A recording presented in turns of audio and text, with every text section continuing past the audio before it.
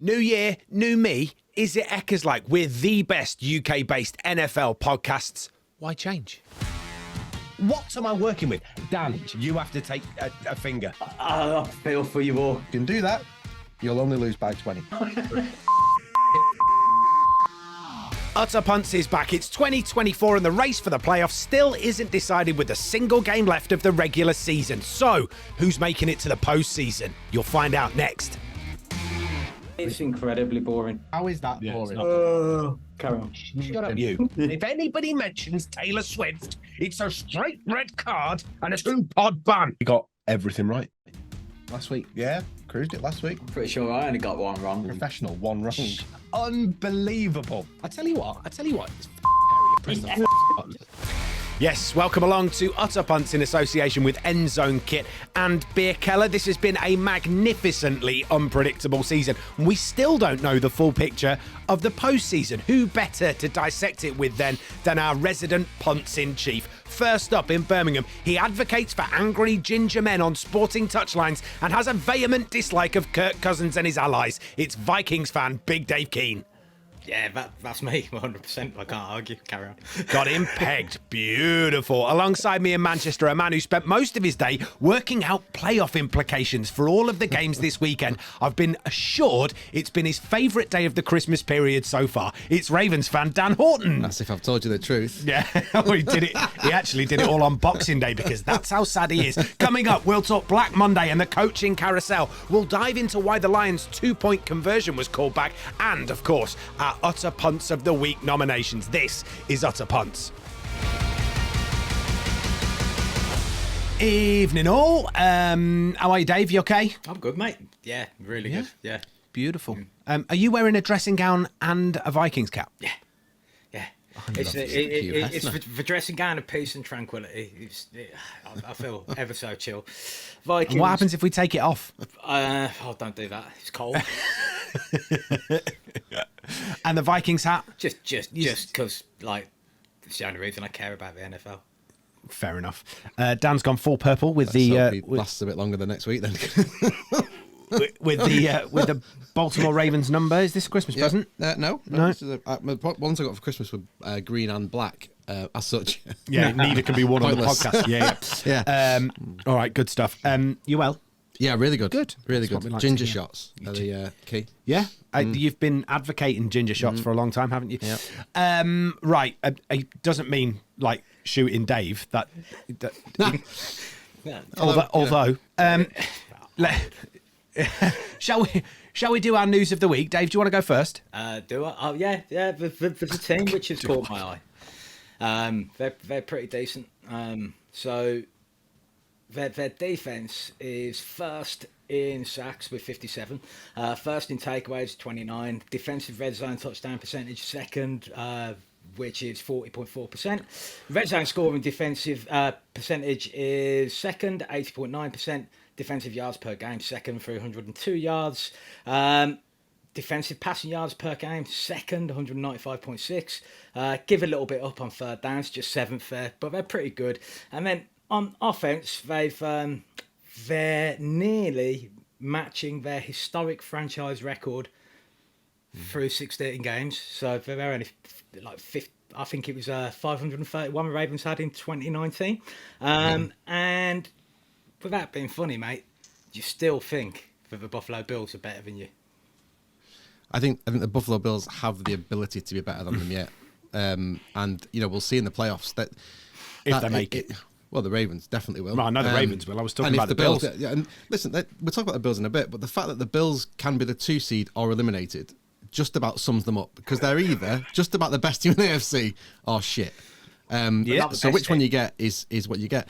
But yeah, I think the Bills on their best day, the best version of the Bills could cause the Ravens problem. And 2019 is an interesting point you make. That Ravens team in 2019 was one of the great teams, one of the great regular season teams. And the Ravens for the past, since Lamar's been there, have been the best preseason and regular season team, I think, in football.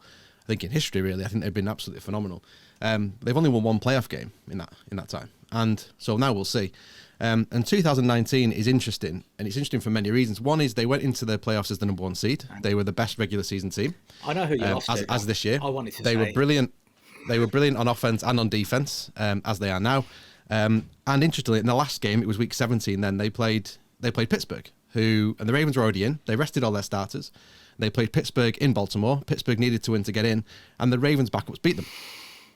They then had 2 weeks off and got whacked by the Titans in the first round of the playoffs. Wow. So history is informative, and there's a lot of things that tie in there. So we'll see. The Bills in recent years have been there and done it, haven't they? What I would say and the Ravens need to prove it. So based on that history lesson there, which I found quite interesting earlier as well, Lamar threw a couple of interceptions in that game, and I think the run game got taken away by a very good defense in that game. The only team I can think of who might fit that bill would be the Cleveland Browns with Flacco, mate, where they've got a quarterback who's in with a shout.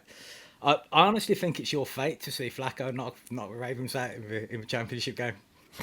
Yeah, what fair play if he does. Yeah. But I think the Flacco was unfortunately the type of quarterback that this Ravens secondary might just have a very nice time with, because he's throwing a lot of yards, a lot of touchdowns, but he's throwing a hell of a lot of turnovers. And against this Ravens team, you can't do that. So you've got to win the turnover battle versus this lot. But listen, thank you. They look great. Yeah, it's really good fun to watch at the moment. And the game on Christmas Day was really good, and then the game against the Dolphins on New Year's Eve was somewhat special. Yeah, really good to watch. I enjoyed the most recent episode of Hard Knocks, actually, watching sort of all of the preparation coming in off the back of that big win over the Cowboys, and everybody sort of riding high and cheerful, and then just cut to the last 30 seconds of the program, and it's like, desolation across the franchise. They I like, it's hard not to like the Dolphins at the moment with Mike McDaniel in charge. It's hard not to sort of enjoy what they're doing, but they just came up against the better team. And he said that he'd offered his skills as the scout on the scout team the defense, and they've been declined to replicate Lamar Jackson. My favourite thing was Tyreek Hill shouting, "I want to do it! I want to do it! I want to do it!" He's basically like a super fast 7-year-old, isn't he? He's got the attention span of a goldfish, but somehow he's one of the best receivers in the league. It's great. What was your news story, Dan? Well, it's more about what's going to happen next week. So next week, historically, it's always a good one to watch every year. It's Black Monday on Monday. So the end of the Monday following the last regular season game is the death nail for many NFL coaches. Bill Belichick. Pardon? Bill Belichick. Yeah, and there's more reports coming out today about the dysfunction in New England. I was going to go there, but we'd hammered it about 6 months ago, so it feels a bit unfair to go back to it. But so there's 3 filed so far with McDaniels, Staley, and Frank Reich. Who else do we think is in danger? I've got another 4 names written down, at least. I think there'll be 7 in a total. So who's going? For me, Dennis Allen in New Orleans. If they don't make the playoffs, is the crowd are already booing. That's always never a good sign. And if they lose to the Falcons at home, I think that's him done. Alternatively, Arthur Smith for the Falcons. If they don't make the playoffs, that's 3 years. And back Desmond Ridder. Famously didn't want anything to do with Lamar Jackson last season in the off season. Definitely don't want him. We're definitely happy with Desmond Ridder. Yeah, that was a good shout. Bill Belichick, I think he's absolutely nailed on. Robert Saleh, New York. Oh, you reckon? Well, I think what I do know is I think Wink Martindale's definitely leaving the Giants, given this bit of falling out between him and Brian Dable apparently this week. So that's his last game. But yeah, so who else do you think will? Anyone else you think on that list, Dave? To be honest with you, I did think that Matt Eberflus might be in trouble earlier this season, but right now I think they're looking like he's earning himself another year there, which could be interesting. I think that'll mean another year of Fields, regardless of whether or not they get the first overall pick. Other than the names that you've mentioned, there's no one who particularly sticks out to me. But did you mention Bruce Arians? Well, Bruce Arians isn't the head coach. It's Todd Bowles, isn't it? Not Bruce Arians. Ron Rivera. Riverboat Ron. I didn't. I missed him off. He would be on the list, definitely. He's he's done, isn't he? Well, I'm throwing him from left field. Mike Tomlin. No.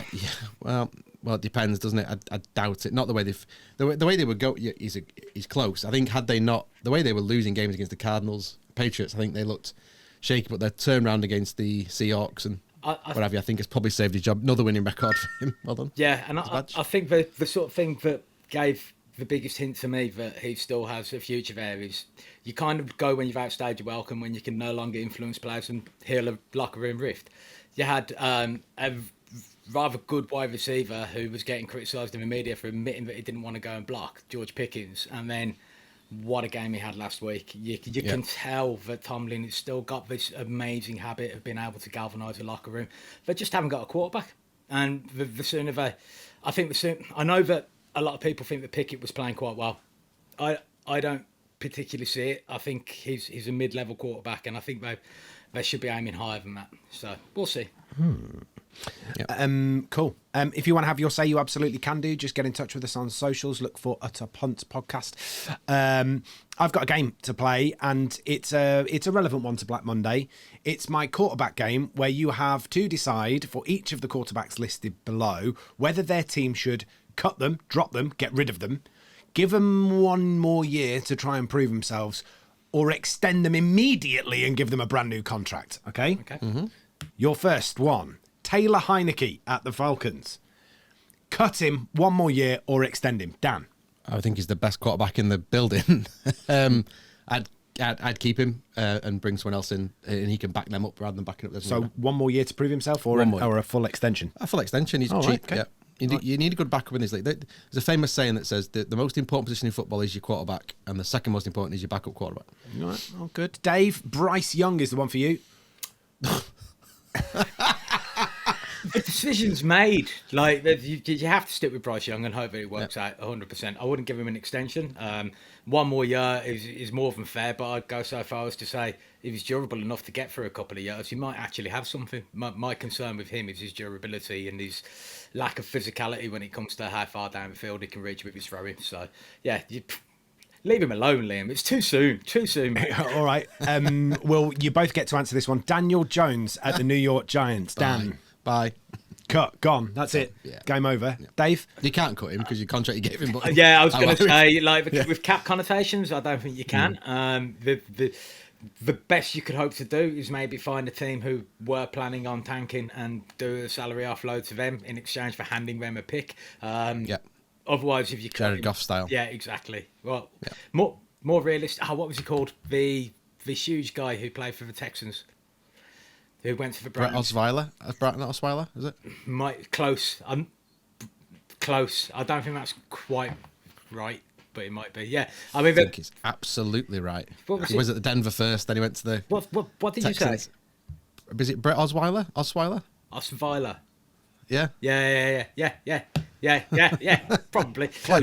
It's close. Yeah. Like, I can't say we've the pronounced Texans that paid correctly. the Browns to take him. Yeah, they did. Yeah. Yeah. That was a Sashi Brown move, I believe. But yeah, I mean, you're stuck with him. You just shouldn't have done it in the first place. Yeah. Okay. Fair enough. One more each.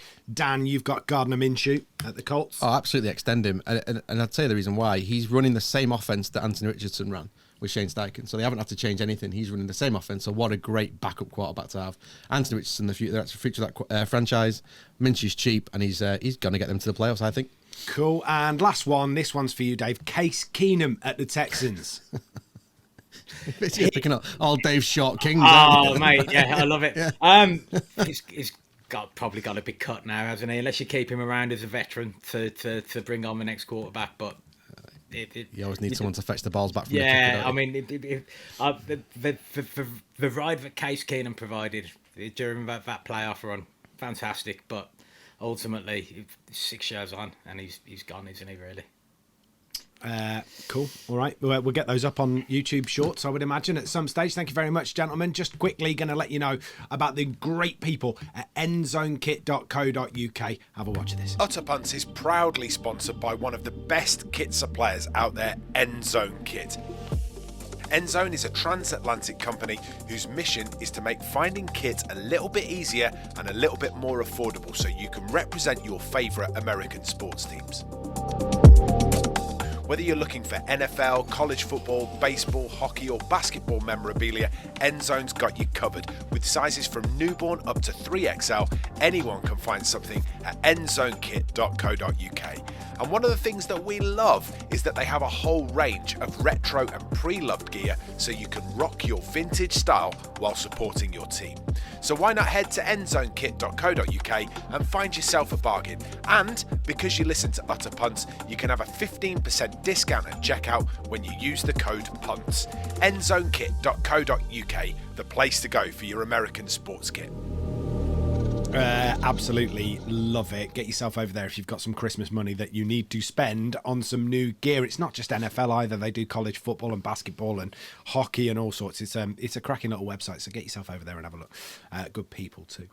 Right, the stock market game. This is a game that Dave invented at the beginning of the year. It is now finally starting to bear fruit because it's getting very, very interesting very, very quickly. Essentially, we picked 4 teams each. 1 team to do worse than they did last season, 3 teams to do better than they did last season. For every place better or worse that they finish, depending on whether you pick them to finish better or worse, you get a point. I am currently sat pretty on 7 points. 7 points. Not bad. However, I'm well out of this race because these two are toe-to-toe. There is 2 points in it going into the final game of the regular season. I did not know that. I thought I was getting bad news there.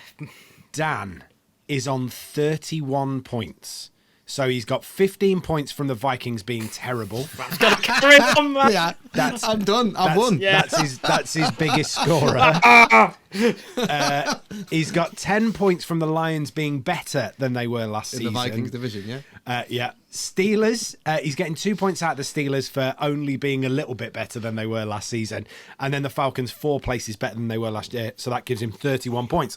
It's good, man. Dave, meanwhile, is the biggest scorer. Okay, Dave has got the Browns. The Browns are currently ranked 3rd in the standings, which means they are a massive 18 positions better than they were last year. Unfortunately, Dave has a negative number on the board. That negative number being the Tennessee Titans, 6 places worse than they were last season. You're also picking up 12 points from the Broncos and 5 from the Eagles being worse than they were last season. They're currently ranked 7th. Last year they were 2nd. That puts you on 29 points. 2 points in it going into the final game of the season. It is too close to call, gentlemen. We really did kill the Eagles.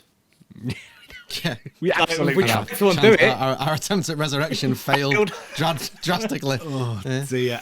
Right, okay. Let's whilst we're talking about games, let's talk about the Fantasy Game Day app. This is the UK version of fantasy football, daily fantasy football, for you to have a bit of a bash at, and they're brilliant. The guys over there are fantastic. They've created a beautiful, buttery smooth app experience. It's great. It's really lovely to use. It's got pounds instead of dollars. Everything's really easy to see. There's loads of information on there. It's absolutely top.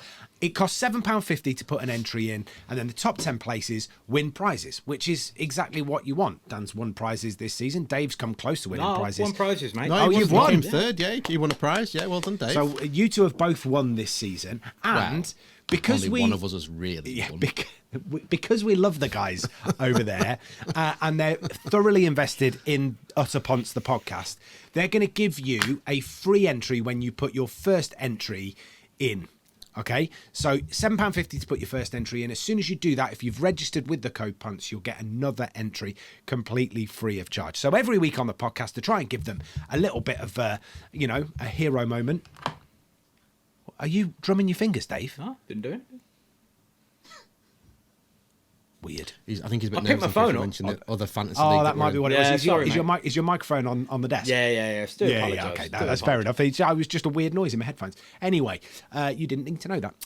So every week we try and pick somebody that might be useful for you to pop into your fantasy team. So Dave, who have you picked this week? So it's someone that I had in my team last week as well, and I just felt when you came 3rd, is that?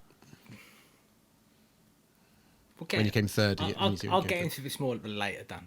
Like, don't jump with a gun. I have a gripe. I have a gripe. Anyway, right. So yeah, someone that I had in last week when I came 3rd. And it's someone that I've got in this week. Oh, I hate you, man. So it's the top 2 that get the bigger prize, isn't it? The top 2 get a big prize, and then the 3rd gets the big drop off, 80 quid drop off, isn't it? It's the top 2%, and then it's so on in percentages. That's right, yeah. So to really win, you've got to be in the top 2. But to really win, you've got to be 1, haven't you? But then 2nd gets a good amount of money, 3rd is, you pretty much get your money back, is that right? No, you get a decent whack. Okay, decent whack. Yeah. You get about 4 times your stake, mate. Well, that's good. 4 times your stake. Yeah. Yeah, Well, yeah. It's all right, mate. It's fine. It's fine. But Anyway, do you want to make this pick? Yeah, bloody well do. He keeps Do you want to stop interrupting. winding him up? Christ alive. He's never in a good mood. Why are you doing this? That's a very good question. I'm in a good mood. But yeah, he loves it. James Conner. Yeah, I love flirting with that. Get a room area. James Conner, who's going up against the Seattle Russian defense. The Cardinals' run game is the second best in the league. Their actual run blocking isn't that good, but they do run a good wide zone, and I think they're going to be able to move the ball close enough to the goal line to let O'Connor be effective around that area again. And he's 5,600. I think he's good value. Nice. Yeah. Good pick. Dan? Justin Fields for me at quarterback. So just for value, he's £6,200. It's expensive, but it is a quarterback. He's obviously a running machine as well as a throwing machine. And I think it's his last game really to prove that he's the man in Chicago. I think he's going to run all over a really bad Packers defense. Matt Stafford's more expensive than him, who's unlikely to play a full game. They don't need to play. They're probably resting players, and they're already in the playoffs. So why would he be more expensive against the San Francisco 49ers team than Justin Fields playing for his career? So Justin Fields, for me, I think he's going to have an absolute monster. What was your gripe, Dave? No, don't worry. We'll get to it in a different section, mate. Okay, we'll do this later. Look, if you want to get involved, head yourself to either of the app stores, either Apple or Android. Search for Fantasy Game Day app. Get yourself registered using the code PUNTS, and you will get that free entry. Just remember, if you think you've got a problem, then you can always find help elsewhere. BeGambleAware.org or any of the links posted in the descriptions of the podcast.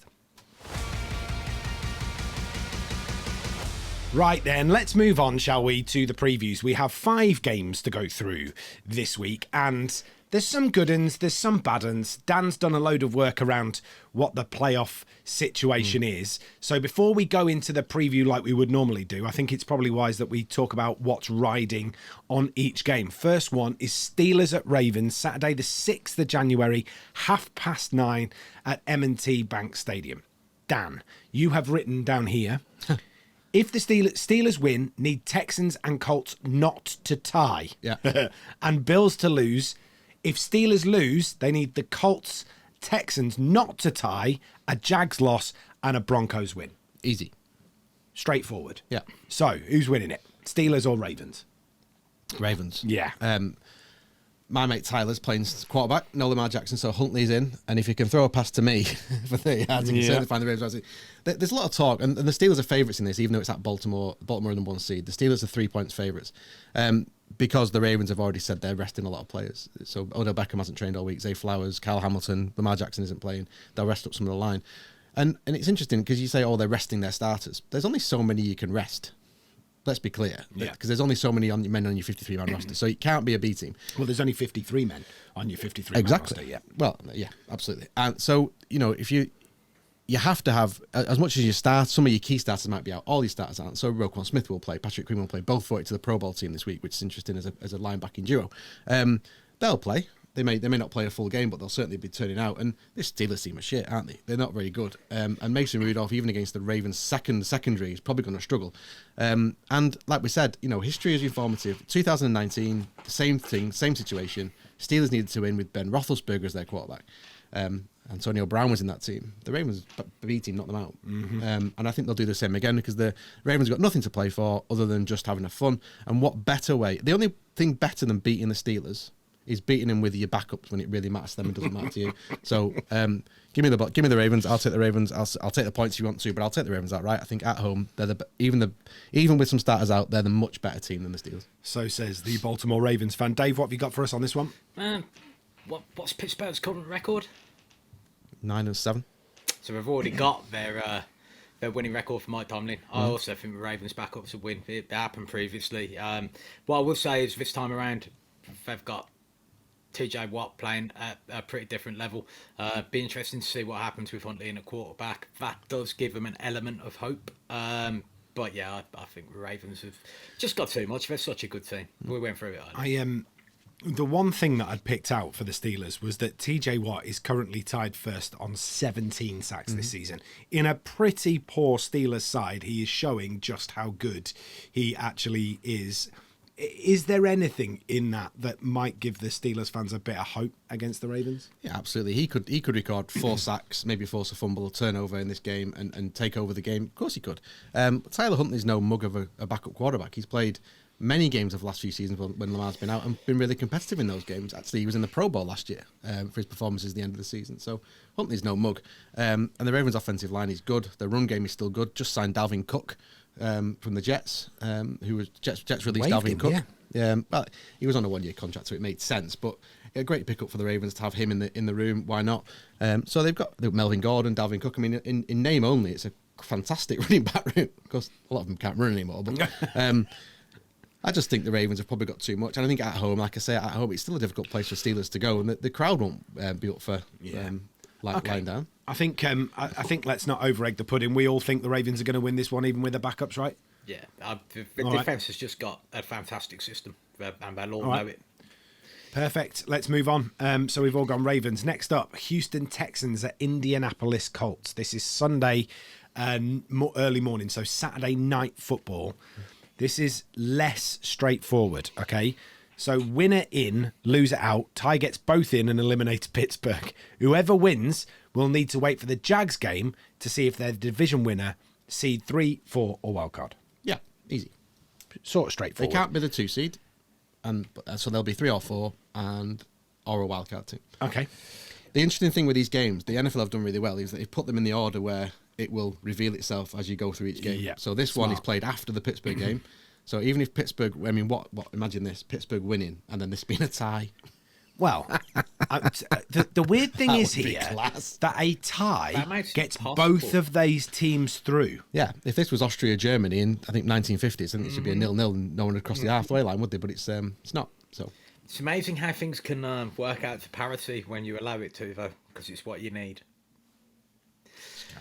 I suppose the real question here is that we've seen this happen in many sports, all right? And it's happened in football where it essentially gets to 1-1. Both know that they're making it through to the next round or the playoffs, and they basically just play keep ball inside their own half and do very, very little.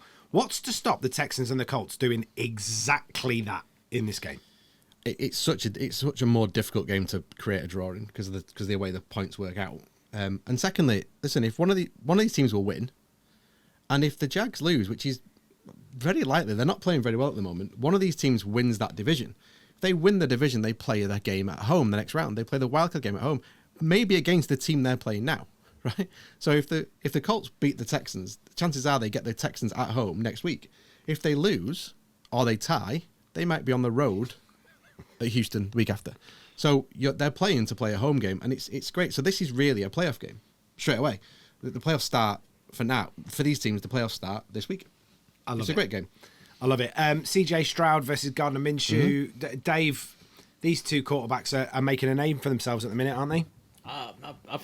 I think Gardner's a very, very good backup, and he's someone that I would have loved to have had at the Vikings this year as our backup. But you've had about 6. Yeah, I quite like them all, mate. They're all better than Gardner. But that's not true. But it is a lot more fun. I mean, like, things are starting to improve anyway. Wayne Rooney's gone. So Birmingham City fans absolutely delighted. Yeah, I mean, it's the wrong hat for it, but hold on. What about if Frank Lampard takes over as your next manager? There's a right hat for it. No, thank you. I don't want that. That's what I thought you'd say. Let's hope that doesn't happen because I don't want to have to deal with Dave on if you're going to go down that route again, I'll put the other hat back on. Right. But like all in all, it's yeah. I don't know. Like, I don't think Minshew is gonna ever really be considered to be a starting caliber quarterback in the league. Even though I love to watch him play, there's a certain level that certain quarterbacks are allowed to get to, sometimes dictated by draft position, unless they absolutely blow it out of the water. While Stroud is going to be touted as a Pro Bowler an awful lot in future years. I think he's already shown that he's got a level in the NFL which other rookies haven't been able to touch recently. There is a cigarette paper between these two, isn't there? Yeah, I mean, the same record, and they've played a lot of the same teams, so there's not much between them. Minshew's been really clean, actually, the last few weeks. If you look at his game, he is one of those quarterbacks. The the reason he's not really classed as a proper starter is because he can turn the ball over. He can get a bit overexcited, a bit Baker Mayfield-esque, really. He's capable of being a very, very good quarterback and maybe a top 10 quarterback, but he can play a quarter where he just cannot find anybody except they play for the other team. And that's the rub on Gardner Minshew. He will try and push it downfield. Now, my only fear for the Colts in this game is that he gets a little bit too hyped up. It's a little bit too much of an atmosphere in the playoff game. Interestingly, this is the first Texans game all season that's not been at Sunday at 6 o'clock. Really? No one expected anything good from the Texans, so they've been basically on the early slate all year, other than now, where they're technically in a playoff game, so they're in prime time on Saturday Night Football. And that's down to CJ Stroud and the coach. I think the coach, DeMeco Ryans, deserves a great amount of credit. I think if it wasn't Does that affect him? Like, bearing in mind that you've played every game at the same time every week of this season, then all of a sudden you're playing prime time. And prime time is a big thing in America. So in American sports, playing in prime time when the lights are on, look at Kirk Cousins. I know. It's a lazy, it's a lazy narrative. But lights on, good defense, not Vikings. Yeah, it's on a slab somewhere. So these two are two young teams, two young coaches. So Shane Steichen in his first year after being at the Eagles last year, and DeMeco Ryans both should be in the running for Coach of the Year for me. What a great game! Two young coaches, two young teams. Two exciting quarterbacks. The only knock is that the Texans haven't got Tank Dell, who I think with CJ Stroud, they were lighting up the league. And I think without him, Stroud isn't quite as good. But Nico Collins will be back. I think Noah Brown will be back. So he's got weapons. This will be a great game to watch. I'm really looking forward to this game. Yeah. Are you going with Dave? I think it'll be close, but when you think it's going to be close, you always go with a better quarterback. I've seen Stroud play in a massive game and play out of his skin previously, so I know he can do it in prime time. That was last year in the college playoffs. He was unreal in that, so I'm going to go with Stroud and the Texans. If in doubt, go with the most reliable, which is Jonathan Taylor. I'll take the Colts in the run game and the good offensive line at home. Dan often says on this podcast, if you can't pick between two teams, pick the team with the best unit. Watch this. Who's got the best unit? Okay, it's close, you know. I think the Colts line play is the best unit. Nelson's injured. Is he quite? Nelson's not playing. He might play, but he's got an ankle injury. Maybe I just go for the tie. It's one of those. They're literally. There's not much between these teams at all. I think if you're for me, if you're wanting to root someone on, root on for the Texans, but I think the Colts are just going to have the edge at home. And a tie gets them both in, but eliminates Pittsburgh.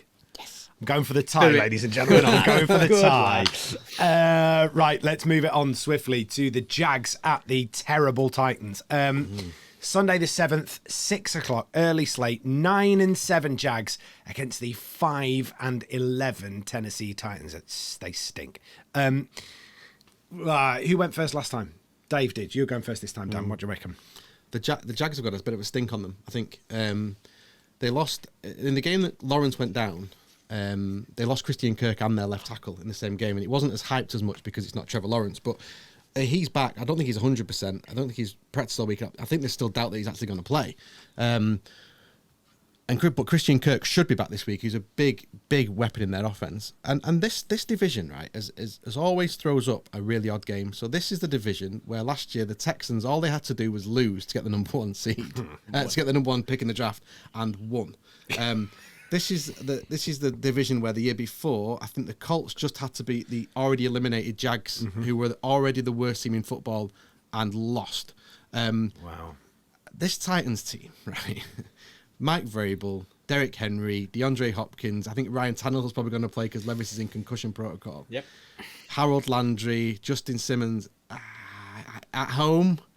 Oh, I wouldn't want to be playing the Titans, I don't think, in a sign-off game. And I think this is a sign-off game. I think that team that we've seen of the Titans, those players I just mentioned, that been that team for 5 or 6 years, I think that's run its course. I think Vrabel might be on my list of people going out. I think he might be in line for the coaching job at New England because he is an ex-Patriot disciple.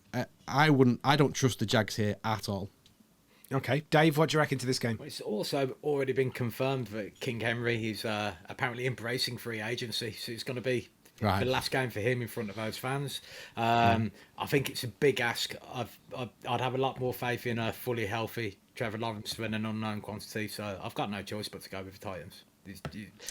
It just feels like a game where I'm not sure what the Jags are going to have on offense in terms of being able to keep the ball moving, because Etienne's a good running back, but he's not one who really runs it between the tackles. He catches the ball out of the backfield, has excellent chemistry with Lawrence.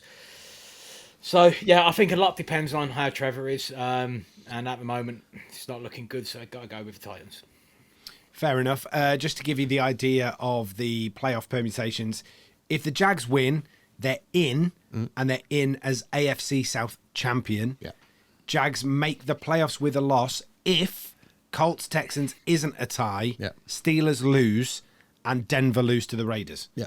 So if they lose the Jags, they need Colts and Texans not to tie. They need the Steelers to lose and Denver to lose. Yeah. Seems We'll already know the relatively Pittsburgh result and the Houston result before they play, which is good. The only other thing, one thing I'll say on this before I pick it is the Titans' offensive line is the worst offensive line in football, and there are some really bad offensive lines. The Titans' offensive line is the worst. So the only thing I can see in the Jags' favour here is Josh Allen, the name keeper. Yeah, the slayer of the other, battle. The slayer of not Barry the Allen. Yeah. Real Josh Allen. He's had a really good season, and I think he could finish top of the sack list if he has a big game, and he's their hope. I think he could wreck the Titans, but I'm picking the Titans. Just in case you're wondering what on earth we're talking about, the Josh Allen derby, basically we decided that when Josh Allen, the quarterback, played the other Josh Allen, we would end up saying whoever won got to keep the name Josh Allen, and the other one could no longer be called Josh Allen. Two in a row. So Josh Allen, the quarterback, has lost the rights to his name. And loses them forever with a third, right? Yeah, third one, and that's it. He's literally got to change it by deed poll. Well, if the Jags win and the Bills get in as a wild card, guess what we're talking about next week? Hey, Josh Allen 3 in a row. Josh Allen 3. Yeah. Oh, wow. Sorry, you went with... I'm going Titans. Dave's going... Titans. I'm also not going Titans. I'm going to go Jags. I think you're right. But... I hope you're right. We will see. But look, it just keeps us alive with the picks, doesn't it? Right, that's it. We will come back for the second part of the previews very, very shortly here on Utter Punts. I will talk to you in just a second about the brilliant folk at Beer Keller. So, Beer Keller is a venue. They have venues across the country. So Manchester, one over in Leeds, one in Nottingham, one in Liverpool, one in Birmingham. And they are fantastic places to go and watch sport. Not just NFL, but sport in general. They've got fantastic screens, great beer selection. They've got fantastic menu. It's perfect for grabbing a few friends and getting down there to watch some sporting action. We are delighted to be sponsored by them. They are a lovely bunch of people, and we can't wait to do a little bit more work with them going forward. But if you're in and around any of those major cities and you fancy somewhere to watch some football or some NFL or whatever sporting event is on, they are absolutely the place to do that. Beer Keller, you can find them on their socials or by searching for Beer Keller. Right, shall we do Coaching Corner? I wanted to talk to you about the Detroit Lions and their 2-point conversion that was called back and disallowed. Okay, now the reason that it was called back and disallowed could quite easily just be referees being shit. But actually, underneath it all, there's a bit of a technicality that requires a bit of explanation. We've touched on it previously in Coaching Corner, but maybe not given it the full explanation that it needs. It's great to have an example. Yes. Which are always hard to come up with. So this is a great example of... We talked about the eligible receiver rule. Yeah. And this is a great example of why that's important. Who would like to explain what happened first? There's a couple of potential fouls on the play. And whilst I fully acknowledge... Right, so what happened was two O-linemen entered the fray for a heavy set on the goal line for the Detroit Lions. A heavy set is... Where they have more than one O-line on there, so therefore you're going to have more than 5 players at the line of scrimmage, so someone has to report as an eligible receiver, right? Yeah. They have to line up in a tight end position, and if they do so, then they become an eligible catcher of the ball downfield, and if the ball goes to them, it counts, right? Yeah. But what happened was they sent on 2 eye linemen, both went up towards the ref, and even though from what I've seen, it does look like the correct guy was the guy who reported and said that I'm reporting as a receiver. For some reason, they decided that it was the other guy who'd reported, and it was actually a miscommunication then from the referee officials, which led to the foul. But I think there was also potentially an illegal formation involved if he had reported. If he had reported, and like, because on the commentary, I think it was Tony Romo kept saying there were potentially 3 or 4 fouls there. When I looked at it, I just thought they'd made a mistake and that it should have been okay. So yeah, so the replays show, don't they, that there are a duo of Lions that go over to the official, quickly joined by the number 70 as he goes over. So actually, there are 3 people that approach the official on the field. The official is quite curt. I've got to say, he just sort of walks off, doesn't really pay any attention. Now, what's really interesting about this, Dan, is that it wasn't the first time in the game that a Lions player had reported as an eligible receiver. In fact, the player that we're talking about had reported 2 times previously in this game. It was a setup. It's a play they run, and you see that a little bit if they're going to ever use that in the playoffs. They will just run a player out and not use it. They'll report as eligible. Just otherwise, you get the thing where, well, number 79 is just reported eligible, so he's going to throw it to him. But if he comes and reports as eligible and you don't, it causes confusion. Yeah. Are they going to do it? Are they not? And are we really going to cover that guy? Are we going to let him run free? So, yeah, it causes some confusion. And it was good from the Lions. I had a bit of back and forth with a reporter from the Commanders, actually, as it goes, because he said, why did they then, obviously, they threw the pass, he did catch it, but it was flagged for an eligible player, and they went again for the 2-point conversion rather than just taking the extra point, taking it to overtime. Yeah. And he said, well, it's still a decision to go for it again. Actually, they then went for it for a 3rd time. The Lions didn't want overtime. So they gained no advantage from winning the game and no disadvantage from losing the game. They're already in the playoffs. So the coach, Dan Campbell, was brilliant by saying, we'll just try and win it here. But one offensive play. I don't want to put my special teams out again. I don't want to put my defense out again. I don't want to get anybody injured. And we'll roll on and we'll see you next week. We've already proved that we can come to Dallas and beat the Cowboys. Yeah. Don't need the win. So he was brilliant, Campbell, and really forward thinking. For a guy like him in that pressured moment to think like that, I think he's really good for the Lions. This was just a mess from the referees. And how you know it was a mess from the referees is that refereeing crew, because the crews work together. You don't get a different referee with different linemen. They've been downgraded for the playoffs. They will not referee a game in the playoffs. Yeah, it tells you the league said they got that wrong. And they did. It's just, we're just very fortunate, Dave, I guess, that it was a game that didn't really matter for the Lions. It mattered to people that had backed over 39.5 points. Of course. Yeah. Over 39.5 points. Yeah, I mean, you always just want the game to go the way it should go. Fairly. Yeah, I agree. And it didn't. But again, I think it brought us back to the point you made last week on your Punt of the Week nomination. At the moment, the media don't hold officials to check because they were immediately starting to make excuses for it. And it made me second guess what I've seen, because I was like, no, that was fine. But then when you've got a former NFL quarterback sitting there going, no, it's the right call. It should have been a penalty for a multiple of reasons. People will just take that at face value. But as Dan says, by doing what they've done, the league has acknowledged the fact that it wasn't correct. Yeah. Interestingly, there were a number of players that could have said something to the media afterwards. They decided, obviously from MCDC, that they were not going to do that. And actually, it's incredible self-control from all of them, because I would have gone off the deep end. But actually, by keeping themselves in check, they've avoided any potential penalties that might end up coming their way afterwards.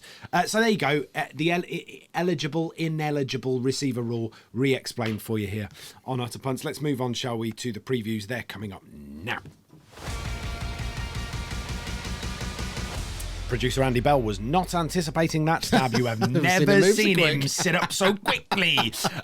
Chicago Bears at the Green Bay Packers, Sunday, 9:25. Here we go. This is the oldest rivalry in the NFL. 207 times they've played between 1921 and 2024. Unbelievable rivalry.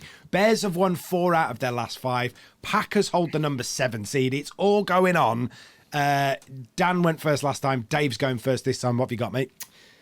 Just the fact that the best possible result would be some kind of natural disaster once more. No, I mean it's no, I want the Packers to lose, but at the same time, I'm intrigued by this game. I think it's two young quarterbacks who are potentially going to both have bright futures. I have a feeling that the Bears might get too tempted in the draft by the new shiny toy, particularly as Ryan Pace didn't actually pick Fields, and if they do, they should be able to trade him away at a very good return as well. I wouldn't, because they've never had a franchise quarterback. This guy's still developing, and he's better than Jay Cutler, isn't he? Let's go. Yeah. So quite honestly, it's a game where, much as it's a bit begrudging, it is a very intriguing game with two up and coming quarterbacks who might have a future. I just think that the Packers have got so many holes all around their defense at the moment that I think Fields should have a field day with it. I just have no faith in what they've been doing against good attacks with good wide receivers who can get in behind their secondary. So a high scoring game. I'm not quite sure which way it will go. Just out of personal preference, I want the Bears to win. I'm pretty much in lockstep there with Dave. I think there'll be a lot of points in this. I think it'll be 33-30. Take your pick. That last year, remember, the Packers had to beat the already eliminated Lions at home, and the Lions went up to Lambeau and beat them. Yeah, they did. And it was the great sort of Aaron Rodgers walking down the tunnel waving goodbye game. So these things tend to be cyclic. So I can see this happening again. I look at the stats of this Bears team. Last 5 games, I think they're ranked overall, if you compare everything, offense, defense, special teams, I think they're the 6th best team in football. They've been absolutely brilliant, and Justin Fields has been fantastic. I've just said before, I think he'll have a great day for the fantasy game day because the Packers' defense is terrible. I've got a little stat about Jordan Love, who I think is clearly a decent NFL starting quarterback. Yeah. His 30 touchdowns and 3,843 yards this year, which have been okay, he's been up and down, would make him the best ever Bears quarterback. Yeah. What? Yeah. The best ever Bears quarterback. No Bears quarterback has ever thrown for 3,840 yards. Never had a good quarterback, mate. In 220 years. Yeah, I told you, they've never had a good quarterback. They've never had a good quarterback. And listen, the Bears are in. Okay, hello. That's 103 years. They've never had a good wide receiver either. It's 83 years. But they've never had a good wide receiver either. Brandon Marshall was good. Yeah, but Justin Jefferson, in his 4th year, has already got statistically a better career than any wide receiver in Bears history. Offensively, they've been awful. They've been a great, legendary defensive team. Now they seem to be putting together a great offense. I was not very respectful of Ryan Pace, but his decisions have been paying off. Yeah, and if they stick with Fields, and I agree with you, I think they should. I think he was good at Ohio State. I think he's really good for the Bears. When he plays, I think they're an electric team. They're a team that scares me. You wouldn't want to play these in the playoffs the way they're playing at the minute. If you're Dallas, you don't want to see Chicago next week. They're out, so no one's going to face them. But they're a dangerous team, I think. I agree. And they've got Fields. They've also currently got the Panthers' #1 overall draft pick. And they've got to think about the number 6 pick at the minute themselves. So if they trade away that one as somebody who wants Caleb Williams and maybe drop down to 4 or 5 or 10 or whatever, they could have another 3 first-round picks. Yeah. Right? Yeah. With Justin Fields, with DJ Moore, with Montez Sweat. It's almost like tanking this Bears works. team. Well, they've not tanked, have they? It was a good trade. No, they tanked massively. No, they got the #1 pick because Houston won by accident, who weren't trying to tank, if you remember. So Chicago got it by accident, then traded away really well. It was a really well-run team. They traded away their first-round pick for DJ Moore. You're just ignoring it, Dan. You can pretend if you want. They clearly tanked. I don't think we need to do tanking again. We've got a whole episode on it. Basically, Dave went off on a 30-minute soliloquy about... Because Dan said it's not a thing that works. I just wondered if his fantasy team this year was tanking. But it's not. Wow. Right. So, if the Packers win 6th or 7th seed. Yeah, I don't think they can go high. They can't go higher than 6 because of the Cowboys and Eagles. And if they win, they're definitely the 6 or the 7, depending on what Seattle do. Lovely.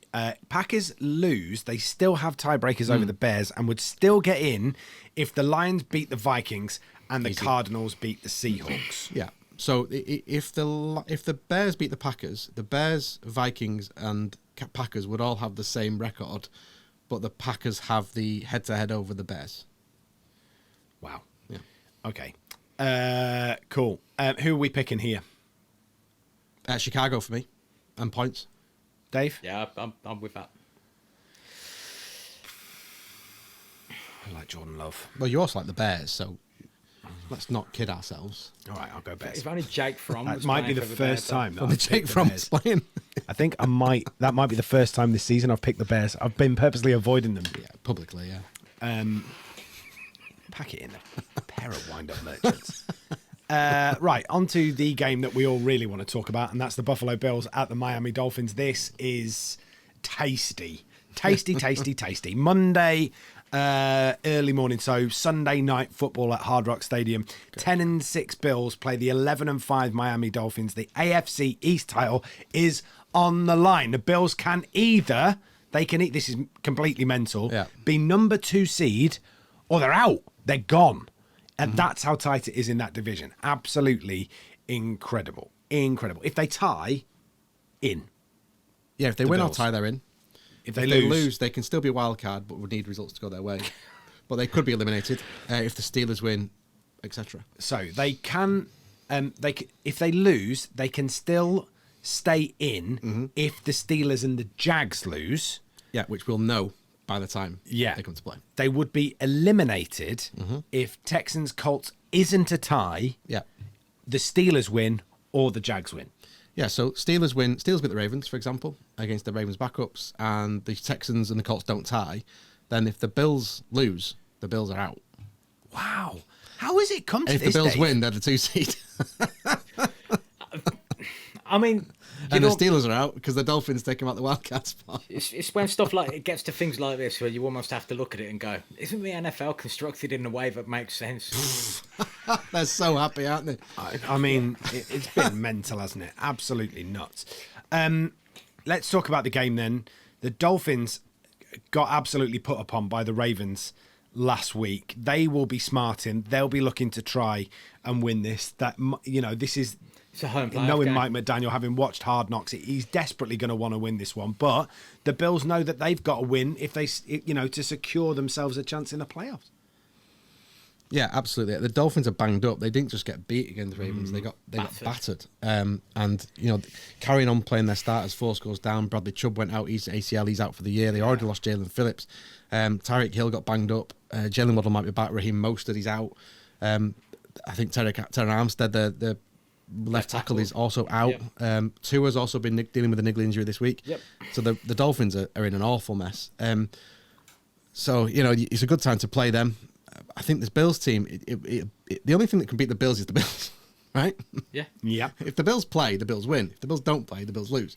I think sneakily, we're on the verge of either a great Bills run here, where they go to the Super Bowl, or they lose on Sunday and the thing gets torn down. Because I think Stephon Diggs has been almost removed from the offensive game plan. He's not been in the game, and he'll be disgruntled. And if they lose, I can already see the tweet on Sunday night. Yeah.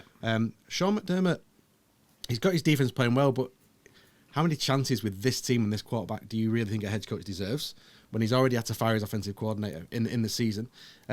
So it's a massive game for Buffalo. I think this is a real franchise-defining game for them. And I think under the lights, under that pressure, will they stand up and be the team we think, or will they cower to it? And if it's Josh Allen versus the Dolphins, I'll take Josh Allen. Dave?